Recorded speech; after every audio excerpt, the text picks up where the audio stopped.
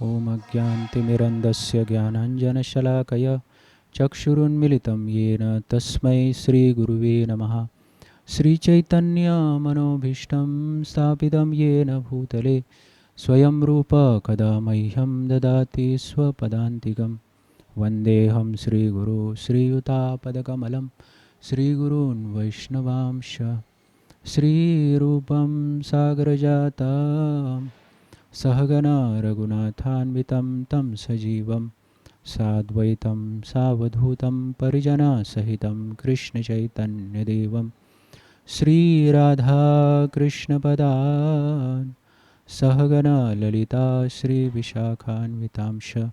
हे कृष्णा करुणा सिन्धु दीनबन्धु जगत्पते गोपेश गोपिकान्त राधाकान्त नमोस्तुते। तप्तकाञ्चन गौराङ्गी राधे वृन्दावनेश्वरी वृषभानुसुते देवी प्रणमामि हरिप्रिये। वाञ्छाकल्पतरुभ्यश्च कृपा सिन्धुभ्येव च पतितानां पावनेभ्यो वैष्णवेभ्यो नमो नमः। जय श्री कृष्ण चैतन्य प्रभु नित्यानंद श्री अद्वैत गदाधर श्रीवासदि गौरभक्तवृंद।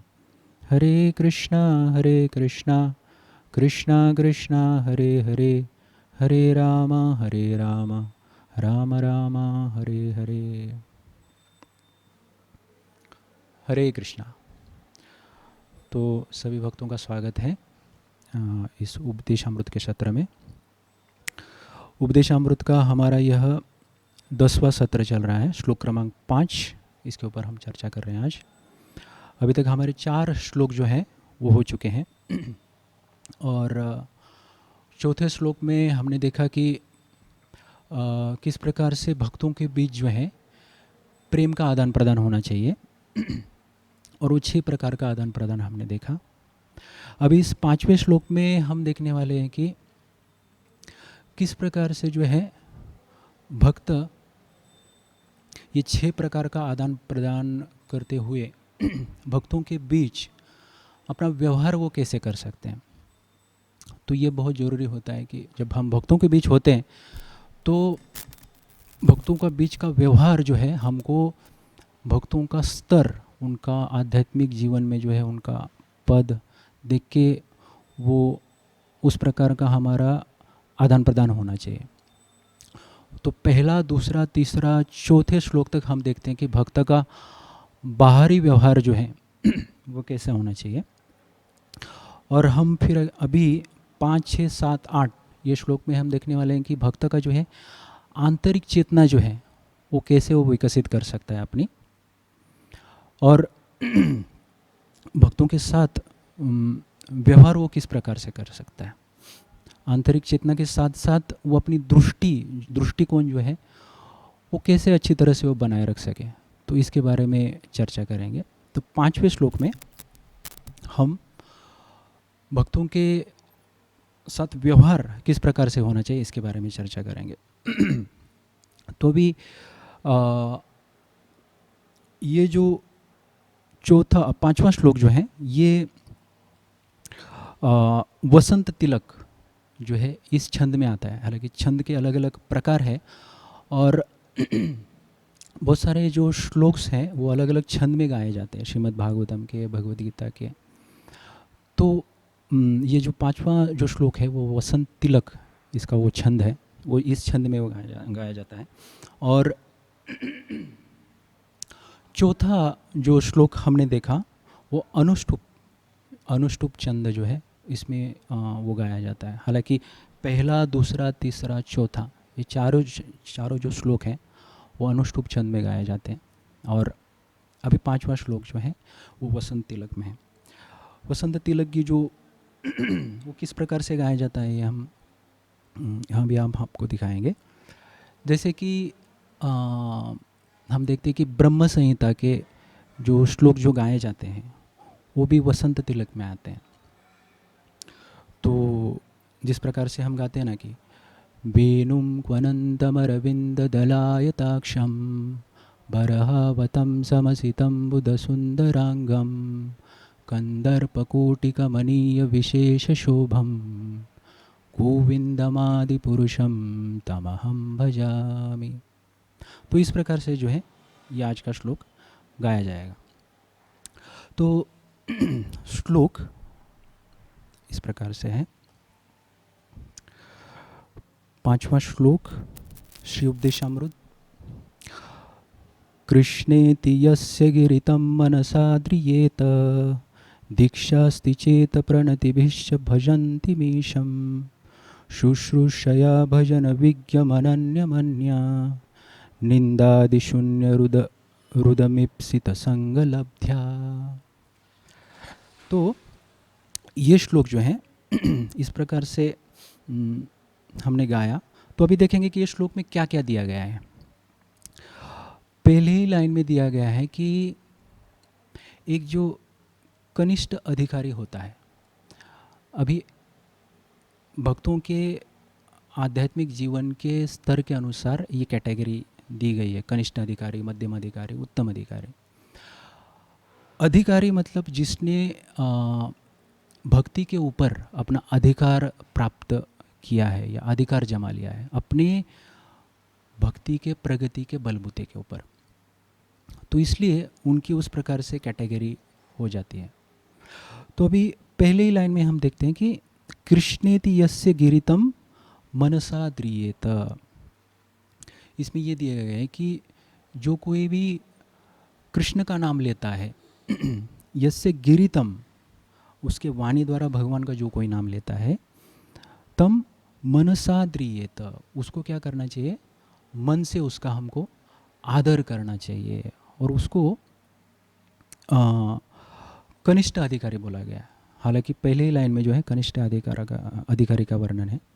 दूसरा जो है दूसरे लाइन में दिया गया है कि दीक्षास्ति चेत प्रणतिभिश्च भजन्ति मीशम, मतलब जिसने दीक्षा ली है और भजन्ति मीशम, जो भगवान की भक्ति में पूरी तरह से लगा है, ऐसे भक्तों को क्या करना चाहिए, चेत प्रणतिभिश्च, मतलब उसको सादर प्रणाम करना चाहिए वो भक्तों को।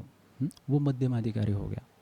और शुश्रूषया भजन विज्ञमनन्यमन्या निंदादिशून्य रुदमीप्सित संगलब्ध्या। अभी आखिरी के जो दो लाइन है उसमें उत्तम अधिकारी के बारे में बताया गया है कि जो उत्तम अधिकारी है उसके बारे में क्या है, उसके क्या लक्षण है। भजन विज्ञ, वो जो है भक्ति में बहुत ही आगे बढ़ा हुआ ऐसा एक भक्त है, भक्ति में बहुत ही निपुण है वो। और निंदादि शून्य हृदय, मतलब उसका जो हृदय है वो आलोचना से या निंदा से रहित है। वो दूसरों की निंदा कभी नहीं करता है, उसमें रुचि नहीं लेता है, ऐसा भक्त। और फिर ऐसे भक्त की, ऐसा जो उत्तम अधिकारी है उसके बारे में बोला गया है कि शुश्रूषया, उसकी सेवा करनी चाहिए, और संगलब्ध्या, और ऐसे भक्त का हमको संग लेना चाहिए। तो इसका अनुवाद इस प्रकार से है। अनुवाद, मनुष्य को चाहिए कि जो भक्त भगवान कृष्ण के नाम का जप करता है उसका मन से आदर करे। उसे चाहिए कि वह उस भक्त को सादर नमस्कार करे जिसने आध्यात्मिक दीक्षा ग्रहण कर ली है और जो अर्च विग्रह के पूजन में लगा हुआ है। एवं उसे चाहिए कि वह शुद्ध भक्ति की संगति करे और श्रद्धापूर्वक उसकी सेवा करे। जो अनन्य भक्ति में आगे बढ़ा हुआ है और जिसका हृदय दूसरों की आलोचना या निंदा करने की वृत्ति से सर्वथा विमुख है। तो इस प्रकार से हमने देखा कि कनिष्ठ अधिकारी, मध्यम अधिकारी और उत्तम अधिकारी जो है उनके जो लक्षण हैं यहाँ पे बताए गए हैं। अभी हम देखते हैं कि जब भक्ति में हम जब आते हैं तो जैसे जैसे दिन बीतते जाते हैं, महीने बीत जाते हैं, तो हमको पता चलता है कि हर एक भक्त के साथ हमको व्यवहार कैसे करना चाहिए। नहीं तो फिर क्या होता है कि बहुत बार ये अगर जानकारी नहीं हो कि मुझे ये भक्त के साथ कैसे व्यवहार करना चाहिए, उसके उचित पद के अनुसार, उसके प्रगति के अनुसार, फिर हम बहुत बार ऐसे देखा जाता है कि हम अपराध भी कर बैठ सकते हैं। तो हालांकि एक मध्यम अधिकारी जो है उसके बारे में यह बोला गया है कि मध्यम अधिकारी जो है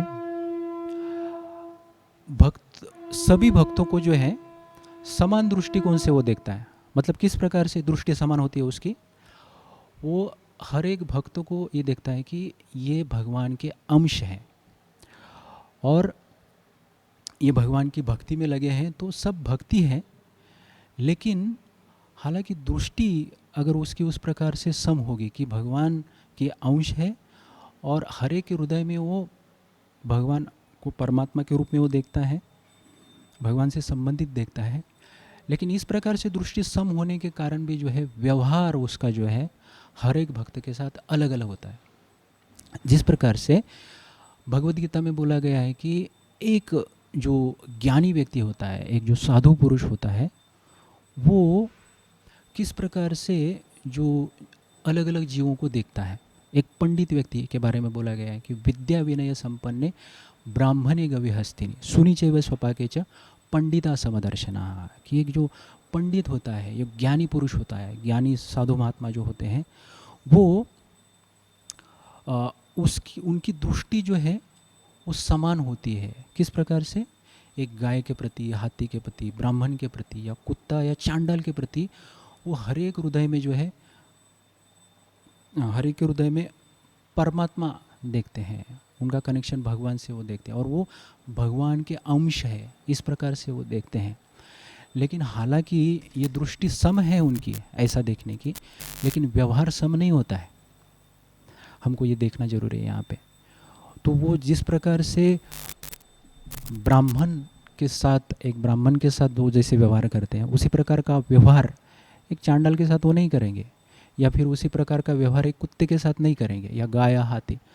तो हर एक जीव के साथ व्यवहार अलग अलग होगा, ये जो ज्ञानी पुरुष होते हैं उनका। लेकिन दृष्टि किस प्रकार से सम है कि वो भगवान के अंश है, वो भगवान के अंश के रूप में सबको देखता है, परमात्मा के रूप में सबके हृदय में परमात्मा को वो देखते हैं, लेकिन व्यवहार अलग होता है। तो इस प्रकार से जो है जब एक ज्ञानी पुरुष सभी जीवों को जो है जीवों के साथ व्यवहार अलग अलग होता है उसका, उसी प्रकार से भक्ति में हम देखते हैं कि एक मध्यम अधिकारी का जो व्यवहार होता है हर एक भक्त के साथ उसका अलग अलग होता है। तो हम अभी देखेंगे कि प्रभुपाद ने परपोर्ट में एग्जैक्टली इनके बारे में क्या बताया है। तो हमने देखा कि कनिष्ठ अधिकारी जो है उनको मन से हमको आदर करना चाहिए, मध्यम अधिकारी जो है उनको सादर प्रणाम हमको करना चाहिए, और जो उत्तम अधिकारी जो है उनकी सेवा करनी चाहिए और उनकी संगति में हमको रहना चाहिए। तो अभी उनके लक्षण यहाँ पे बताए गए हैं। जो कनिष्ठ अधिकारी होते हैं इनके बारे में बताया गया है कि वो नाम जप करते हैं भगवान का, वो दीक्षित होते हैं, फिर वो अर्च विग्रह की सेवा में पूरी तरह से श्रद्धा से भगवान के अर्च विग्रह की सेवा वो करते हैं। लेकिन वो एक चीज़ में वो कम होते हैं, मतलब उनका व्यवहार जो होता है वो उतना अच्छा नहीं होता है भक्तों के साथ। वो व्यवहार कैसा करना चाहिए भक्तों के साथ ये नहीं जानते। तो ये एक्चुअली कनिष्ठ अधिकारी के लक्षण है कि हालांकि वो भगवान की सेवा में है, पूरी श्रद्धा से भगवान की सेवा में लगा है, वो दीक्षित हैं और नाम जप में लगा है अच्छी तरह से, लेकिन भक्तों के साथ उसका व्यवहार अच्छा नहीं है। तो यहाँ जो है कनिष्ठ अधिकारी के साथ ये थोड़ी सी गड़बड़ उसको बोल सकते हैं हम लोग, इसमें वो कम पड़ जाता है। और ये भी बताया गया कि जो कनिष्ठ अधिकारी होता है उसका शास्त्रों का ज्ञान भी उतना पक्का नहीं होता है उसका। तो ये लक्षण। और मध्यम अधिकारी अगर उसके बारे में बोला जाए तो वो नाम जप में लगा हुआ होता है, वो दीक्षित होता है, भगवान की सेवा में पूरी तरह से वो संलग्न होता है, और हालांकि वो दूसरों को श्रद्धा दे पाए या ना दे पाए वो कभी कभी संभव नहीं होता है, लेकिन उसकी श्रद्धा बहुत दृढ़ होती है। मध्यम अधिकारी की। हालांकि वो कभी कभी ऐसा देखा जाता है कि मध्यम अधिकारी दूसरों को श्रद्धा देने में कई बार सफल हो भी जाता है और कई बार सफल नहीं भी रहता है, लेकिन उसकी श्रद्धा जो है अटूट होती है भगवान के ऊपर। लेकिन एक प्रमुख जो लक्षण यहाँ पे जो मध्यम अधिकारी है उसका ये बताया गया है कि उसका व्यवहार जो है भक्तों के साथ वो बहुत अच्छा होता है, और वो जानता है कि किस प्रकार के भक्तों के साथ किस प्रकार का व्यवहार करना चाहिए। तो ये देखता है कि अगर कोई नवसिखिया भक्त है, नया नया भक्ति में जुड़ा है, तो फिर उसके साथ वो उसके ऊपर वो कृपा करता है, उसको वो ज्ञान देने का प्रयास करता है, भक्ति में लाने का प्रयास करता है। और अगर कोई ईर्ष्यालु है तो उससे वो दूर रहता है, और भगवान से वो प्रेम करता है। तो इस प्रकार से एक मध्यम अधिकारी जो होता है उसको ये पता होता है कि किस प्रकार से अलग अलग भक्तों के साथ व्यवहार करना चाहिए। तो ये हो गए मध्यम अधिकारी के बारे में। लेकिन जो उत्तम अधिकारी होता है उसके बारे में बताया गया है कि वो पूरी तरह से भगवान की सेवा में वो संलग्न वो तो होता ही है, लेकिन शास्त्रों के बारे में उसको पूरा ज्ञान होता है, वो शास्त्रों में निष्णात होता है, और हर एक भक्त के साथ कैसा व्यवहार करना चाहिए उसको ये पता होता है। लेकिन ये कहाँ यहाँ पे एक खास लक्षण उत्तम अधिकारी का यहाँ पे बताया गया है कि वो उसका जो हृदय है वो पूरी तरह से शुद्ध होता है, और निंदा से रहित, दूसरों के बारे में निंदा करना, दूसरों की निंदा करना या दूसरों की आलोचना करना, दूसरों से ईर्ष्या करना, इससे वो उसका हृदय जो है रहित होता है। वो उसमें रुचि नहीं रखता है, निंदा में रुचि नहीं रखता है, आलोचना करने में रुचि कभी नहीं लगता है। तो ये खास करके जो है उत्तम अधिकारी के बारे में ये बताया गया है। तो हमने अभी देखा कि कनिष्ठ अधिकारी, मध्यम अधिकारी और उत्तम अधिकारी जो है इनके बारे में, इनके जो लक्षण क्या क्या होते हैं ये प्रभुपाद जी तात्पर्य में इस प्रकार से बताते हैं। और प्रभुपाद जी तात्पर्य में ये भी बताते हैं कि हमको जो है हमारा स्तर देख के धीरे धीरे धीरे जो है भक्ति में इस प्रकार से ऊपर उठने का हमको प्रयास करना चाहिए। इस प्रकार से मध्यम, कनिष्ठ, मध्यम और उत्तम अधिकारी का जो ये प्रयास है उस तरह के वैसे हमको प्रयास करना जरूरी होता है उत्तम अधिकारी के पद को पहुंचने के लिए। अभी हम ये देखेंगे कि यहाँ पे प्रभुपाद जी ने तात्पर्य में ये बताया गया है कि प्रभुपाद जी लिखते हैं यहाँ पे कि श्रीमद् भागवतम में भी जो है इसका वर्णन आता है कि कनिष्ठ अधिकारी कौन है, मध्यम अधिकारी कौन है। तो श्रीमद् भागवतम का जो 11वां स्कंध है, दूसरा श्लोक और 47वां जो ये जो श्लोक है, दूसरा अध्याय और 47वां श्लोक, इसमें बताया गया है कि कनिष्ठ अधिकारी जो है उनके लक्षण क्या है। अर्चायामेव हरये पूजाम यह श्रद्धये हते न तद्भक्तेषु चान्येषु सभक्तः प्राकृत स्मृतः। यहाँ पे ये बताया गया है कि जो कनिष्ठ अधिकारी होता है वो अर्चायामेव हरये पूजाम यह श्रद्धये हते मतलब जो कनिष्ठ अधिकारी जो है यहाँ पे बताया गया कि वो अर्च विग्रह की सेवा में बहुत श्रद्धा से वो लग जाता है। और आगे बताया कि न तद भक्तेषु च अन्येषु, और जो अन्य भक्त है, भक्त और अन्य लोग, उनके साथ उसका व्यवहार बताया गया यहाँ पे कि वो उनके साथ उनका व्यवहार अच्छा नहीं होता है, वो ये नहीं जानता कि इनके साथ व्यवहार कैसा करना चाहिए। तो उसको प्राकृत भक्त बताया गया है या कनिष्ठ अधिकारी बताया गया है।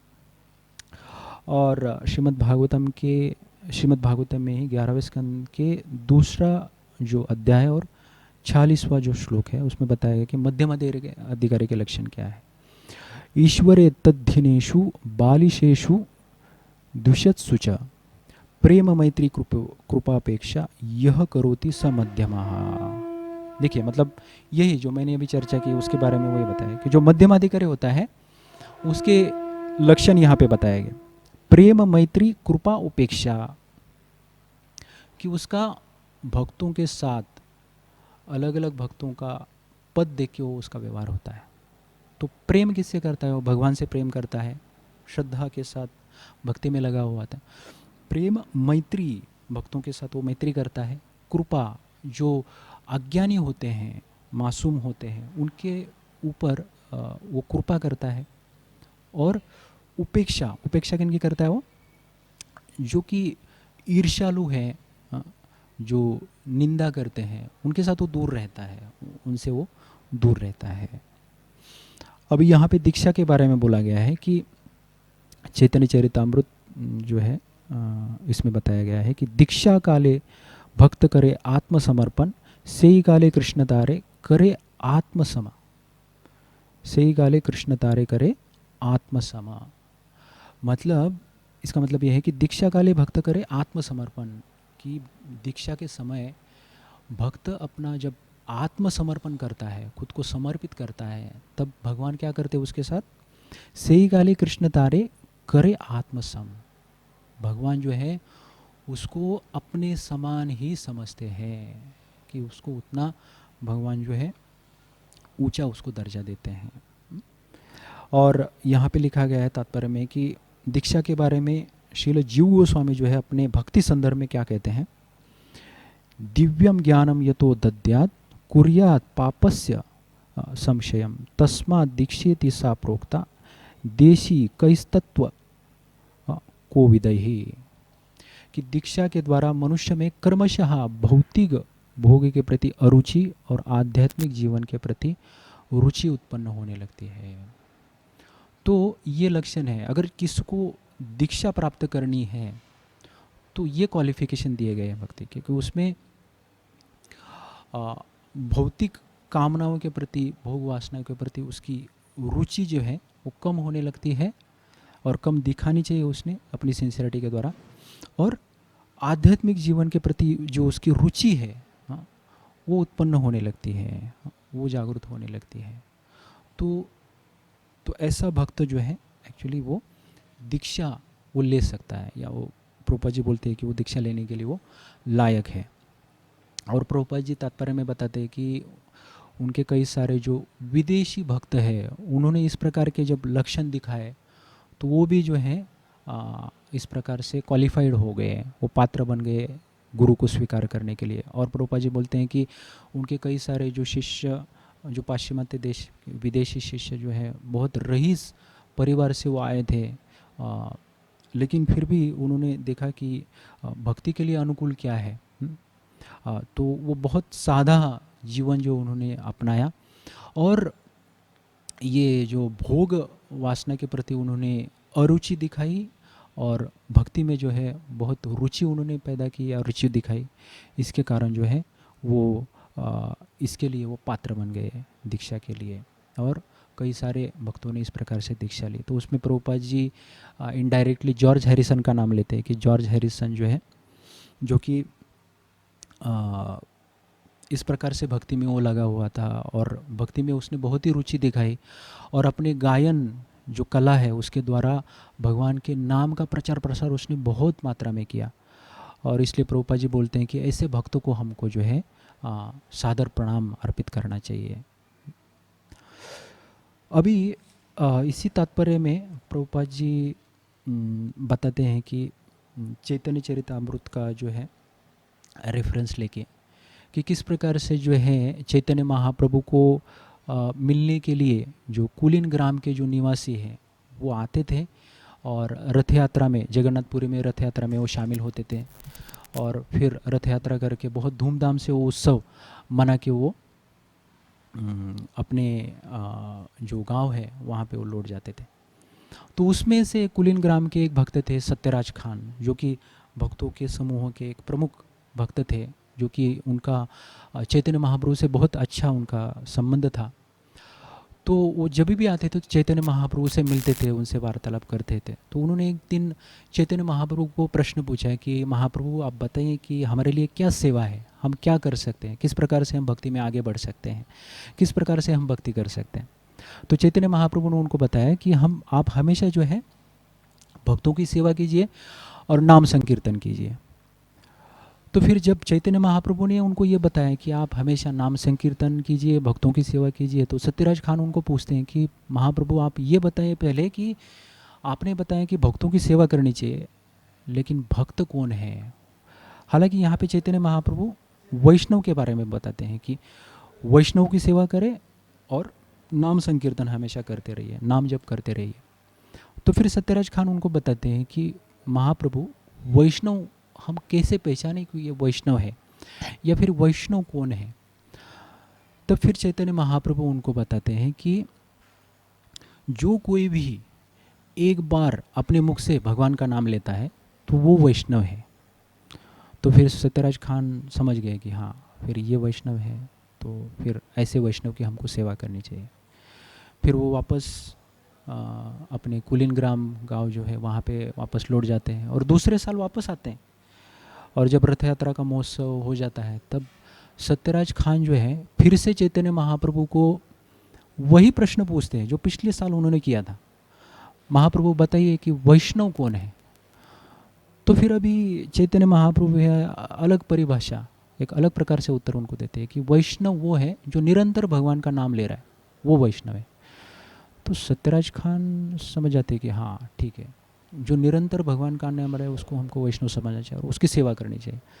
तो वापस जाते हैं और फिर से तीसरे साल जो ये भक्त वापस आते हैं जगन्नाथपुरी की जो रथ यात्रा है उसमें शामिल होते हैं। बहुत अच्छे से रथ यात्रा का सेलिब्रेशन होता है और सत्यराज खान वापस चैतन्य महाप्रभु को वही प्रश्न पूछते हैं कि महाप्रभु बताइए कि वैष्णव कौन है? तो अभी चैतन्य महाप्रभु बोलते हैं कि वैष्णव वो हैं जिनको देखने मात्र से ही व्यक्ति कृष्ण भावना भावित हो जाता है, या फिर जिनको देखने मात्र से ही वो भगवान का नाम लेना शुरू कर देता है, तो उसको वैष्णव हम बोल सकते हैं। तो इस प्रकार से चैतन्य महाप्रभु ने 3 परिभाषा दी है वहाँ पे, यहाँ पे जो है वैष्णव के बारे में। तो ये उल्लेख यहाँ पे भी प्रभुपाद जी करते हैं कि वैष्णव जो है इस प्रकार के जब वैष्णव होते हैं तो हालांकि जो उत्तम अधिकारी के जो वैष्णव होते हैं उनकी हमको सेवा करनी जरूरी होती है और उनका हमको संग लेना अपेक्षित है। तो यहाँ पे तात्पर्य में बहुत जगह पे बताया गया है कि और लक्षण भी यही है, उत्तम अधिकारी के लक्षण से हमको पता चलना चाहिए कि हमको उनकी सेवा करनी चाहिए और उनका हमको संग लेना चाहिए। अभी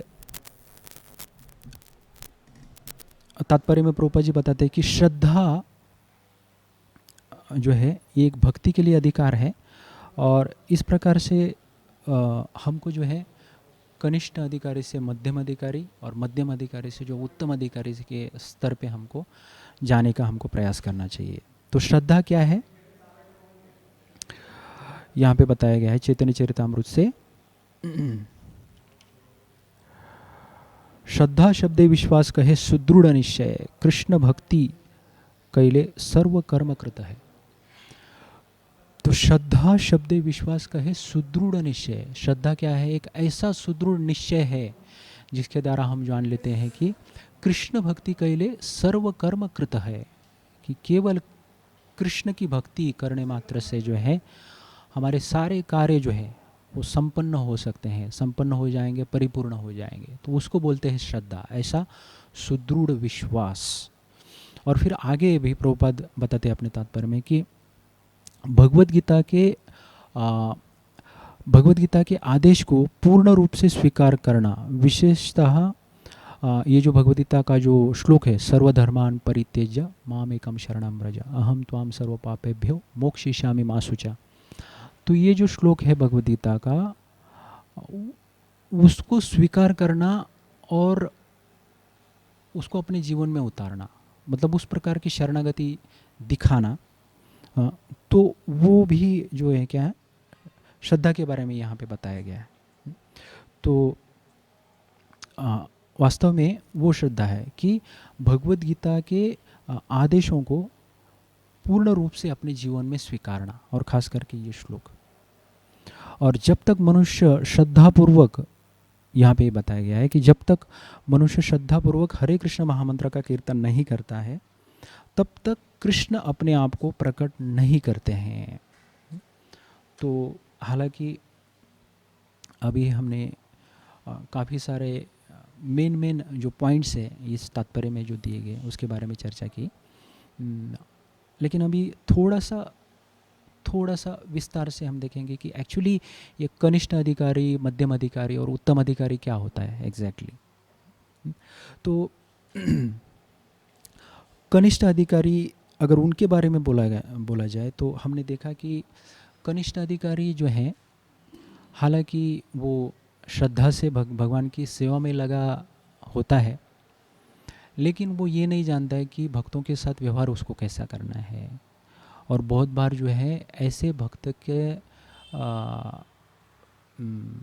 व्यवहार से अपराध भी हो जाते हैं जब वो ये नहीं जानता कि भक्तों के साथ उचित व्यवहार कैसे करना है, तो अपराध हो सकते हैं। तो खास करके जो ये कनिष्ठ अधिकारी होता है वो रीति रिवाजों से ज़्यादा आसक्त होता है। मतलब भगवान को तो पूरी तरह से भगवान पूर्ण पुरुषोत्तम भगवान है, इसका उसको ज्ञान होता है, भगवान की विधि में वो लगता है, लेकिन केवल उस रिचुअल को बहुत बार वो आसक्त रहता है। और भक्तों को उचित आदर न देने के कारण क्या होता है कि वो अपने भक्ति में वो जल्द प्रगति नहीं करता है। तो ऐसा भक्त जो है उसको ये ज्ञान होना ज़रूरी होता है कि एक्चुअली जैसे भगवान शास्त्र में बताते हैं कि भगवान जैसे बोलते हैं कि मेरे से भी बढ़कर जो है मैं मेरे भक्तों को मैं ज़्यादा प्रेम करता हूँ। तो जो कोई मेरे भक्तों की भक्ति करता है या जो कोई मेरे भक्तों से प्रेम करता है वो वास्तव में वो मुझसे प्रेम करता है, ऐसे भगवान का मत है। भगवान बोलते हैं कि अगर कोई मेरे भक्तों का भक्त बन जाता है तो वास्तव में एक्चुअली वो भगवान को बहुत प्रिय बन जाता है, क्योंकि भगवान को अपने से भी बढ़कर उनके भक्त हैं। तो फिर इस प्रकार से ज्ञान जो है वो कनिष्ठ अधिकारों को नहीं होने के कारण वो उसकी प्रगति खंडित हो सकती है, वो अपराध कर बैठ सकता है।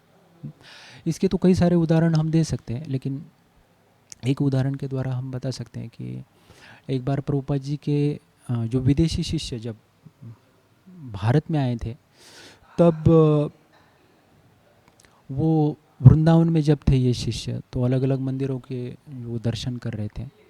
तो ये प्रभुपाद जी के विदेशी शिष्य जब एक मंदिर में गए तब वहाँ पे मंदिर के पुजारी जो है भगवान की सेवा कर रहे थे, और जब ये दर्शन प्रभुपाद जी के शिष्यों ने किया तब वो जो पुजारी है मंदिर के वो देखे कि अरे ये तो पाश्चिमात्य देश के जो है भक्त यहाँ पे आए, तो ये खुश हो गया और वो देखा कि वो सराहना करने लगा भक्तों की। ये जो हालांकि ये पाश्चिमात्य देश के चांडाल परिवार में, म्लेच्छ परिवार में इनका जो जन्म हुआ था, लेकिन आज ये भक्ति कर रहे तो ये खुश हो गया पुजारी। और इन भक्तों को, विदेशी भक्तों को देख के ये जो पुजारी है वो उनको बोलने लगा कि बहुत अच्छा बहुत अच्छा, आप बहुत अच्छी भक्ति कर रहे हैं, इसी प्रकार से आप भक्ति करो, अगले जन्म में आप ब्राह्मण कुल में पैदा हो जाएंगे। इस प्रकार से जब आप भक्ति करेंगे तो इसका फल क्या होगा, अगले जन्म में आप ब्राह्मण कुल में आपका जन्म होगा। तो अभी ये जब प्रभुपाद जी के शिष्य जब सुने तो वो थोड़े भ्रमित हो गए कि हालांकि वो जानते थे कि एक जो वैष्णव होता है ये ब्राह्मण से भी ऊपर होता है, और ब्राह्मण केवल उसके जन्म के आधार पर उसको ब्राह्मण नहीं बोला जाता है, वो अपने कर्म और अपने गुणों से वो ब्राह्मण बनता है। और जब पूरी तरह से व्यक्ति भक्ति में लग जाता है, भगवान का नाम प्रचार प्रसार में लग जाता है, तो वो ब्राह्मण से भी ऊपर के स्तर पे वो आ सकता है और आ जाता है, तो उसको वैष्णव बोला गया है। तो ये थोड़े कंफ्यूज हो गए कि ये पुजारी ऐसा क्यों बोल रहे हैं कि आप ब्राह्मण कुल में आपका जन्म हो जाएगा। हालांकि इनको गोसाई बोला जाता है। ये जो वृंदावन में कई सारे पुजारी भगवान के अर्च विग्रह की सेवा करते हैं, तो कई सारे जो पुजारी हैं अपने जन्म के अधिकार पे भगवान की आराधना में लगते हैं कि उनके कुल में अगर कोई ब्राह्मण कुल में अगर कोई पैदा हुआ होगा तो वही भगवान की भक्ति कर सकता है, पूजा अर्चा कर सकता है, ऐसा उनका मत है। लेकिन ये जब स्टेटमेंट विदेशी भक्तों ने सुना तो वो थोड़े से टेंशन में आ गए और वो प्रभुपाद जी के पास गए और प्रभुपाद जी को उन्होंने बोला कि प्रभुपाद ऐसे ऐसे पुजारी हैं, वो हमको बोल रहे हैं कि आप इसी प्रकार से भक्ति करते रहो, आप ब्राह्मण कुल में आपका जन्म हो जाएगा अगले जन्म में। तो प्रभुपाद जी हंसे और प्रभुपाद जी उनको बोले कि आप उन पुजारियों को जाके बोलो कि आप इसी प्रकार से भगवान की आराधना, अर्च विग्रहों की आराधना करते रहो, और जब पूरी जन्म इस प्रकार से भगवान की आराधना में आप लगे रहेंगे, अर्च विग्रहों की आराधना में लगे रहेंगे, तो अगला जन्म आपका कृष्ण भावना भावित आंदोलन में होगा और आप भगवान के नाम संकीर्तन का प्रचार प्रसार करने में लग जाओगे। तो ये प्रभुपाद जी ने उनको बोला। तो फिर ये जब प्रभुपाद का स्टेटमेंट भक्तों ने सुना तो उनको तसल्ली हो गई कि हाँ, एक्चुअली एक वैष्णव होता है, एक ब्राह्मण से भी उसका ऊंचा पद होता है। तो हम देखते हैं कि ये जो यहाँ पे हम ये चर्चा कर रहे हैं कि एक जो कनिष्ठ अधिकारी होता है तो उसका भक्तों के साथ व्यवहार उसका उचित नहीं होता है, उसको शास्त्रों का ज्ञान भी नहीं होता है ठीक से। हालांकि भगवान के ऊपर श्रद्धा तो होती है, लेकिन भगवान के संबंध में जो भी भक्त होते हैं उनके साथ व्यवहार अच्छी तरह से ना होने के कारण हो सकता है वो अपराध कर बैठे। तो इसलिए कनिष्ठ अधिकारी जो होता है उसको धीरे धीरे जो है ऊपर उठना चाहिए। और अभी मध्यम अधिकारी के बारे में अगर बोला जाए तो यहाँ पे बोला गया है कि प्रेम, मैत्री, कृपा और उपेक्षा, इस प्रकार के वो लक्षण दिखाता है कि भगवान के ऊपर वो प्रेम करता है, भक्तों से मैत्री करता है, जो मासूम होते हैं, इनोसेंट होते हैं, इग्नोरेंट होते हैं, उनके ऊपर वो कृपा करता है, और उपेक्षा, और जो ईर्ष्यालु लोग होते हैं उनसे वो दूर रहता है। तो ये मध्यम अधिकारी जो होता है उसके बारे में भी प्रभुपाद जी बोलते हैं। थोड़ा सा जॉर्ज हैरिसन के बारे में हमने बताया कि हालांकि यहाँ पे डायरेक्ट ये वर्णन नहीं है कि जॉर्ज हैरिसन मध्यम अधिकारी के कैटेगरी में है, लेकिन प्रभुपाद जी बोल रहे हैं कि जॉर्ज इनडायरेक्टली जॉर्ज हैरिसन का भी नाम यहाँ पे नहीं लिया है, लेकिन प्रभुपाद जी बोलते हैं कि एक ऐसा अंग्रेजी विदेशी भक्त जो कि संगीत में बहुत ही निपुण है, लेकिन उसमें संगीत की जो कला है और उसके द्वारा वो भगवान का नाम संकीर्तन में वो लगा है, तो बहुत सारे लोगों को अपने इस कला के द्वारा वो इंस्पायर कर रहा है, लोगों को नाम लेने में वो प्रेरित कर रहा है। तो ऐसे व्यक्ति को, ऐसे भक्त को हमको आदर देना चाहिए, इस प्रकार से प्रभुपाद जी बोलते हैं। तो अभी हम थोड़ा सी चर्चा करेंगे उत्तम अधिकारी के बारे में कि उत्तम अधिकारी जो है इसके बारे में भक्ति विनोद ठाकुर बोलते हैं कि उत्तम अधिकारी जो है उसकी सही पहचान ये है कि वो ज़्यादा से ज़्यादा लोगों को जो है वैष्णव बनाता है। वो कितने लोगों को वैष्णव बनाएगा, भक्त बनाएगा, उसके ऊपर निर्भर है कि वो उत्तम अधिकारी है या फिर वो कनिष्ठ अधिकारी है या मध्यम अधिकारी। तो उत्तम अधिकारी का लक्षण यहाँ पे ये बताया गया है कि वो कितने लोगों को भक्ति में लाके वो भक्त बनाता है या फिर वैष्णव बनाता है। ये भक्ति विनोद ठाकुर का ये मत है। अभी उत्तम अधिकारी के बारे में अगर बोला जाए तो वो न केवल उसको ये ज्ञान होता है कि भगवान की भक्ति लोगों को देनी है, लेकिन किस प्रकार से ये भक्ति का प्रचार करना है ये भी ज्ञान उत्तम अधिकारी को होता है। कि ये जो शास्त्र है, ये शास्त्रों का जो ज्ञान है वो देश काल पात्र के अनुसार वो कैसे वो प्रेजेंट करना है, कैसे उसको वितरण करना है, ये वो उत्तम अधिकारी जानता है। न केवल व्यवहार करना भक्तों के साथ अच्छी तरह से उनके पद के अनुसार, उनके प्रगति के अनुसार, लेकिन हर एक भक्त को भक्ति में प्रगति करने के लिए क्या आवश्यक है ये वो जानता है, और उस प्रकार से कनिष्ठ अधिकारी, मध्यम अधिकारी जो है उनको वो प्रेरित करता है भक्ति में आगे बढ़ने के लिए। तो खास करके ये बहुत सारे गुण प्रभुपाद जी में पाए गए हैं। तो प्रभुपाद जी के बारे में थोड़ी सी हम यहाँ पे चर्चा करेंगे। अभी उत्तम अधिकारी के बारे में ऐसा भी बोला जाता है कि वो अपने गुरु के मनोभाव को वो जानता है, मनोभाव को जानते हुए उसका उस प्रकार से व्यवहार होता है। हालांकि हम देखते हैं कि प्रभुपाद जी ने कई सारे आदेश जो अपने भक्तों को दिए हैं, जो कि उन्होंने अपने गुरु महाराज से लिए हैं। और हम देखते हैं कि प्रभुपाद जी के जो गुरु है भक्ति सिद्धांत सरस्वती ठाकुर, उन्होंने भी प्रभुपाद जी को बहुत सारे आदेश दिए। लेकिन हम ये देखते हैं कि उनके आदेश का पालन न केवल प्रभुपाद जी ने किया, लेकिन अपने गुरु के मूड को प्रभुपाद जी ने बहुत अच्छी तरह से जाना था। और तभी हम देख सकते हैं कि प्रभुपाद जी ने अपने गुरु के मूड, अपने गुरु के मनोभाव को अच्छी तरह से जाना था, इसलिए वो सबसे ज़्यादा प्रचार करने में सफल रहे, सबसे ज़्यादा भक्त बनाने में वो सफल रहे। तो इसका मतलब ये नहीं कि अगर कोई भक्त नहीं बनाता है तो उसको हमको कनिष्ठ मानना चाहिए या मध्यम मानना चाहिए। लेकिन हम देख सकते हैं कि प्रभुपाद जी ने किस प्रकार से जो है कितने सारे लोगों को जो है भक्ति में प्रोत्साहन दिया और उनको भक्त बनाया। तो एक प्रभुपाद जी का उत्तम अधिकारी के बारे में हम यहाँ पे एक बहुत उचित उदाहरण ये प्रभुपाद जी का यहाँ पे हम मान सकते हैं। तो हम देखते हैं कि प्रभुपाद जी ने कई सारे आदेश दिए हैं। जैसे यहाँ पे प्रभुपाद जी बोलते हैं कि अगर मुझे आपको अगर सही में प्रसन्न करना है तो बुक डिस्ट्रीब्यूशन कीजिए, आप पुस्तकों का वितरण कीजिए, ग्रंथों का वितरण कीजिए। If you want to please me distribute my books. लेकिन हम ये देखते हैं कि इसके अलावा भी प्रभुपाद जी ने कई सारे आदेश दिए देश काल पात्र के अनुसार कि भक्ति का प्रचार कैसे हो, उस हिसाब से। कई जगह पे प्रभुपाद जी लिखते हैं कि if you want to show your love then please cooperate, if you want to show your love for me then please cooperate amongst each other.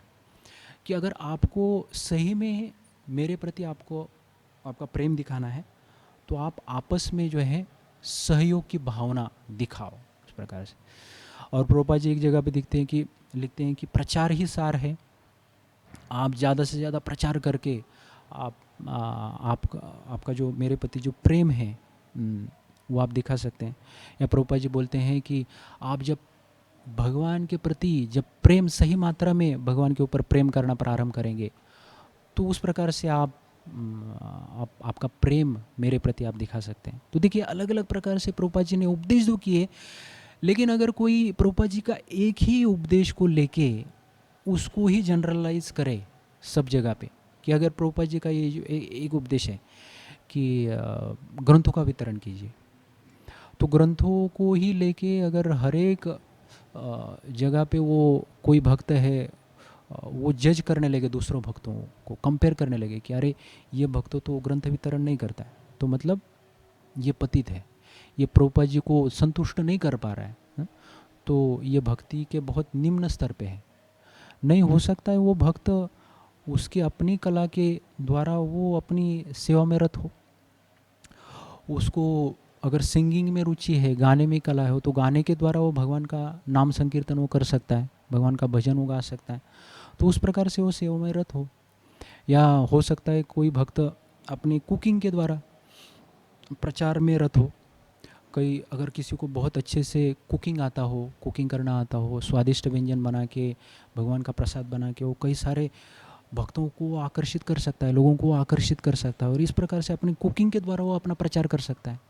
कोई हो सकता है अपने गाने के द्वारा वो लोगों को आकर्षित कर सकता है। कोई हो सकता है अपने अच्छे प्रवचन के द्वारा व्याख्यान दे के वो लोगों को आकर्षित कर सकता है।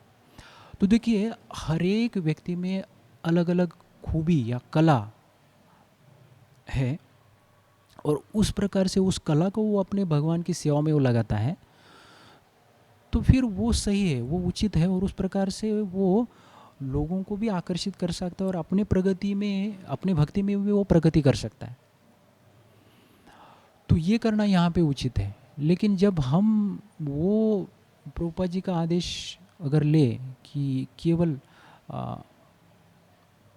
ग्रंथों का वितरण करना ही एकमात्र प्रभुपाद जी को प्रसन्न करेगा, अगर वो कोई नहीं करता है तो फिर वो भक्त तो पतित है, वो तो कभी प्रगति नहीं करेगा, वो तो कभी प्रभुपाद जी को प्रसन्न नहीं करेगा।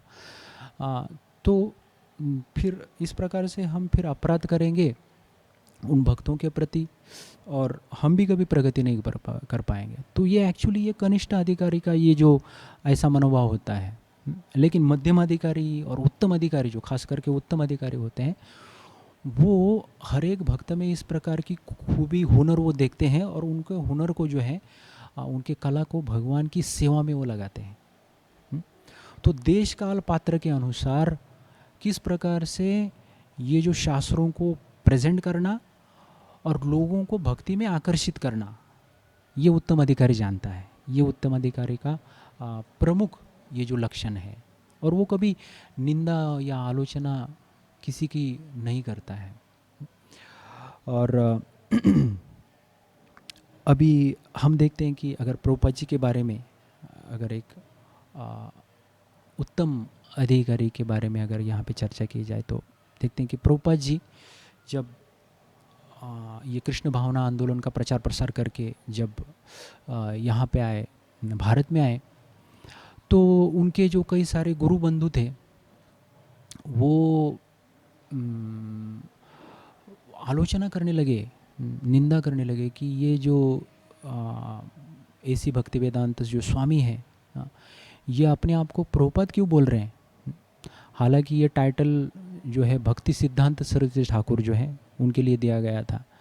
और जब प्रभुपाद जी ने देखा कि उनके जो शिष्य हैं उनको हमेशा स्वामी स्वामी स्वामी बोलते हैं, स्वामी जी स्वामी जी, तो प्रभुपाद जी को कुछ ये ठीक नहीं लगा। प्रभुपाद जी बोले कि अगर इनको भक्ति में आगे बढ़ना है, मेरे प्रति उनका आदर बढ़ना है, और उनको भक्ति में अगर प्रगति करना है, मेरे शिष्यों को उनको आगे बढ़ाने के लिए ये जो स्वामी ये बोल रहे हैं ये उचित नहीं रहेगा। तो उनको एक अच्छी तरह से नाम लेना पड़ेगा। तो उनके शिष्यों को जो है प्रभुपाद जी उनको बोले कि एक तो आप जो हैं आप भगवत पाद, विष्णुपाद या प्रभुपाद के नाम से मुझे आप बुला सकते हैं। हाँ, ये स्वामी बोलना उचित नहीं है। तो फिर प्रभुपाद शिष्य प्रभुपाद जी को बोले कि क्या स्वामी जी हम आपको प्रभुपाद के नाम से बुलाएं। तो प्रभुपाद बोले ठीक है, कोई बात नहीं, आप मुझे प्रभुपाद बुला सकते हैं। तो देखिए यहाँ पे प्रभुपाद जी ने देखा कि उनके जो शिष्य हैं उनको भक्ति में आगे बढ़ने के लिए क्या आवश्यक है, क्या अनुकूल है उनके भक्ति के लिए। तो ये एक बहुत ही सम्मानित एक टाइटल है, बहुत ही आदरणीय एक ऐसा नाम है। जब सुन के जब वो कोई सुनता है प्रभुपाद या विष्णुपाद या भगवत पाद, जिन्होंने भगवान की शरण ग्रहण की है, जिन्होंने भगवान के चरणों की शरण ग्रहण की है, तो ऐसे व्यक्ति को जब हम इस नाम से अगर उच्चारते हैं तो हमारा आदर स्वाभाविकता से बढ़ जाता है। तो प्रभुपाद ने ये देखा। तो लेकिन जब प्रभुपाद जब भारत में आए तो प्रभुपाद जी की बहुत बड़ी आलोचना होने लगी।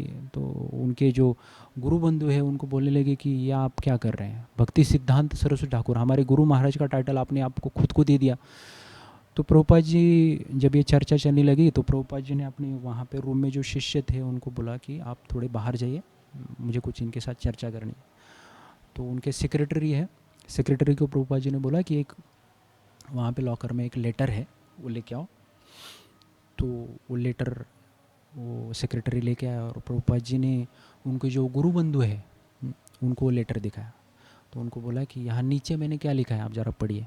तो नीचे प्रभुपाद जी का सिग्नेचर था और वहाँ पे था कि AC भक्ति वेदांत स्वामी, अभय चरण अरविंद भक्ति वेदांत स्वामी। तो ये जब प्रभुपाद जी ने उनको दिखाया तो प्रभुपाद जी उनको बोलने लगे कि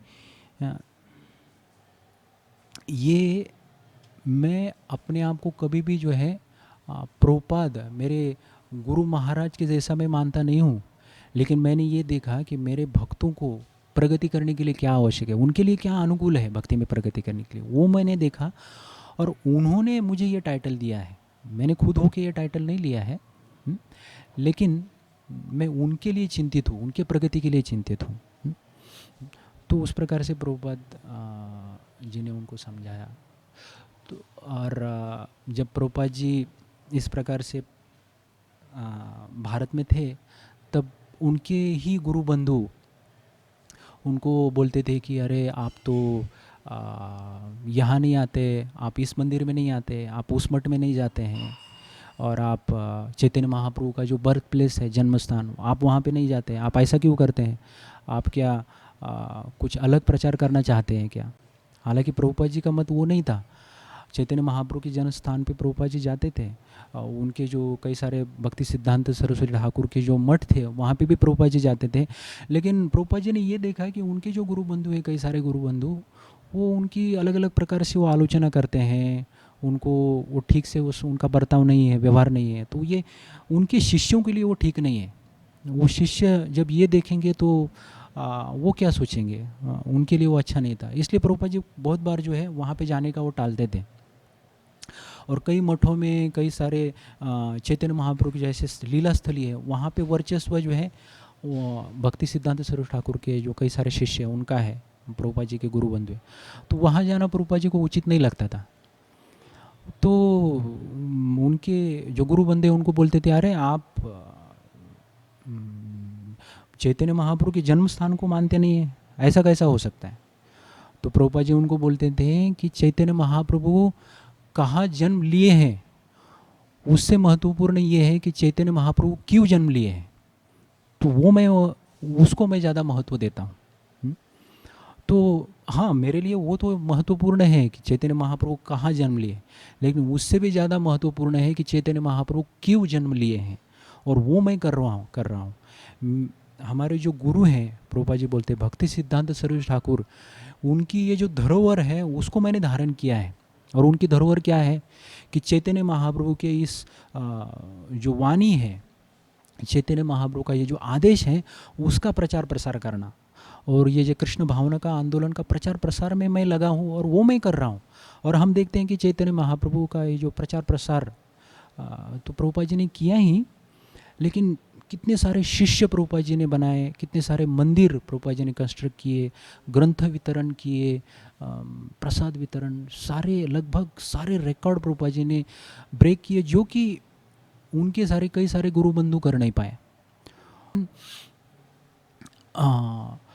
तो इस प्रकार से जब हो रहा था, तो प्रभुपाद जी जब इस प्रकार का वार्तालाप होता तो प्रभुपाद जी अपने शिष्यों को वहाँ पे नहीं रखते थे।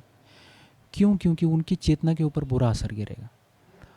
तो एक उत्तम अधिकारी का इस प्रकार से व्यवहार होता है कि वो ये देखता है कि ये जो कनिष्ठ अधिकारी है, मध्यम अधिकारी, उनके प्रगति के लिए क्या आवश्यक है, प्रचार के लिए क्या आवश्यक होगा, तो उस प्रकार से भक्तों को भक्ति में वो एंगेज करता है। प्रभुपाद जी हालांकि न केवल प्रभुपाद जी या उत्तम अधिकारी न केवल इसमें वो निष्णात होता है कि किस प्रकार से भक्तों को भक्ति में एंगेज करना है और किस प्रकार से उनको भक्ति में आगे लेके जाना है, लेकिन वो अपने आचरण में वो कभी चूकता नहीं है। आचरण मतलब सदाचार में वो उचित भक्तों का स्तर देख के उसका आदान प्रदान भी उचित होता है। तो प्रभुपाद जी के बारे में अगर देखा जाए तो वो अपने वैष्णव सदाचार में वो कभी चूके नहीं। तो हम देखते हैं कि एक बार ऐसा हुआ कि प्रभुपाद जी पाश्चिमात्य विदेश में जाने से पहले जब प्रभुपाद जी भारत में थे, तो वो इस प्रकार से भक्ति में मतलब प्रचार प्रसार कर रहे थे भक्ति सिद्धांत सरस्वती ठाकुर के आदेशानुसार। तो वो एक बार अपने जो गुरु बंधु है जो कि ब्रह्मचारी थे उनको लेके गए, और सारा जो प्रोग्राम का अरेंजमेंट जो है प्रभुपाद जी ने किया था, सत्संग का आयोजन। तो सत्संग में जाने के बाद प्रभुपाद जी को ये अपेक्षित था कि ये जो पर्टिकुलर ब्रह्मचारी है वो अभी यहाँ पे प्रवचन देंगे। तो वहाँ जाने के बाद उनको पता चला कि इनको प्रवचन देना आता ही नहीं है। तो प्रभुपाद जी बोले कि अभी लोग आ गए हैं सत्संग, आप प्रवचन दीजिए। तो ये ब्रह्मचारी उनको बोले कि मुझे प्रवचन देना आता नहीं है, तो आप ही अभी प्रवचन दीजिए। तो देखिए प्रभुपाद जी की नम्रता, यहाँ पे प्रभुपाद जी ने क्या किया, प्रभुपाद जी बोले ठीक है कोई बात नहीं, आपको प्रवचन देना आता नहीं है तो चलेगा, आप जो ये व्यासासन है उसके ऊपर आप बैठ जाइए, प्रवचन मैं दूंगा लेकिन व्यासासन के ऊपर आप बैठ जाइए। तो प्रभुपाद जी, आप बिलीव नहीं करेंगे, प्रभुपाद जी ने वो जो ब्रह्मचारी है उनको व्यासासन के ऊपर बैठाया, और व्यासासन के नीचे प्रभुपाद जी बैठ गए, जमीन के ऊपर प्रभुपाद जी बैठे और प्रभुपाद जी प्रवचन देने लगे। तो देखिए अपने आचरण में, वैष्णव सदाचार में प्रभुपाद जी कभी भी चूके नहीं। किस प्रकार से एक वैरागी है, जो रिनंशिएट है, उनको किस प्रकार से आदर देना चाहिए, हाँ, ये प्रभुपाद जी ने देखा और वहाँ पे उस प्रकार से बर्ताव प्रभुपाद जी ने किया। तो सन्यासी हो, ब्रह्मचारी हो या कोई वरिष्ठ वैष्णव हो, जब भी प्रभुपाद जी देखते थे तो उनको उस प्रकार से वो आदर देते थे।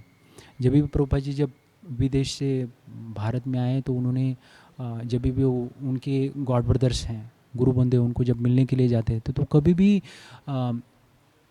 उनको नीचे नहीं बैठाते थे। प्रभुपाद जी अपने आसन के समान के आसन के ऊपर उनको बैठाते थे और उनके साथ बातें करते थे। और कई बार तो ऐसा देखा जाता था प्रभुपाद जी उनको इतना आदर के साथ बात करते थे, प्रभुपाद जी नीचे बैठ के उनके साथ बातें करते थे। तो ये था प्रभुपाद जी का आचरण, और ये होता है एक उत्तम अधिकारी का आचरण। तो इस प्रकार से उत्तम अधिकारी जो है भक्तों के साथ उनका आचरण होता ही है ऐसा, लेकिन उन भक्तों के लिए भक्ति में प्रगति करने के लिए क्या आवश्यक है ये भी वो देखता है, और उस प्रकार से उनको भक्ति में वो लगाता है, एंगेज करता है। तो इसके बारे में और विस्तार से चर्चा अगले सत्र में हम कर सकते हैं। तो अभी के लिए इतना सफिशिएंट है, तो हम यहीं पे विराम देंगे। तो बहुत बहुत धन्यवाद। हरे कृष्णा।